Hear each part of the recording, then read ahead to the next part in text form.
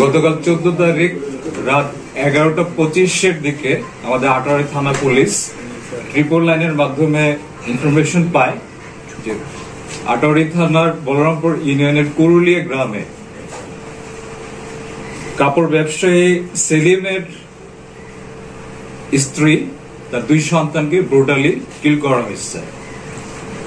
এখানে ইনফরমেশন পাওয়ার সাথে সাথে আমাদের এডিশনাল এসপি সদর সার্কেল আমিরুল্লাহ নেতৃত্বে আমাদের আটোয়ারী থানার অফিসার ইনচার্জ মুসা, ইন্সপেক্টর তদন্ত শাহিনের নেতৃত্বে একটি টিম, সাথে আমাদের সেনাবাহিনীর কিছু সদস্য ছিল। তারা ঘটনাস্থলে যায়। ঘটনাস্থলে যেয়ে দেখে যে সেলিম যে কাপড় ব্যবসায়ী, তার স্ত্রী তাসলিমা, বড় ছেলে সৈকত বয়স 14 এবং সাইহামকে এলোপাথারি কুপিয়ে কে বা কাহারা হত্যা করে রেখে গেছে। সাথে সাথে আমাদের এই টিম তারা আইনগত ব্যবস্থা গ্রহণ করে সুরতহাল তৈরি করে এবং পাশাপাশি এই কিলিং এর সাথে যারা জড়িত তাদেরকে অ্যারেস্ট করার জন্য সমস্ত ধরনের তথ্য সংগ্রহ করে।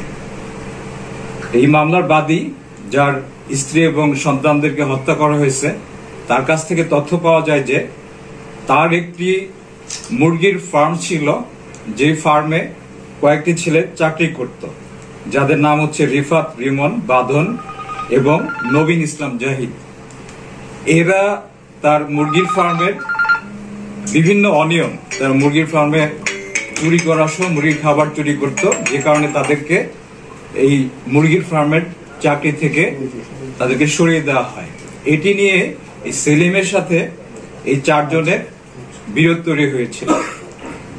কিছুদিন আগে এই সেলিমের সাথে আমরা যাকে অ্যারেস্ট করেছি, নবীন ইসলাম জাহিদ, ফজলার রহমান পিতা, যার বাড়ি সাতখামার, তর্কাতর্কি হয়।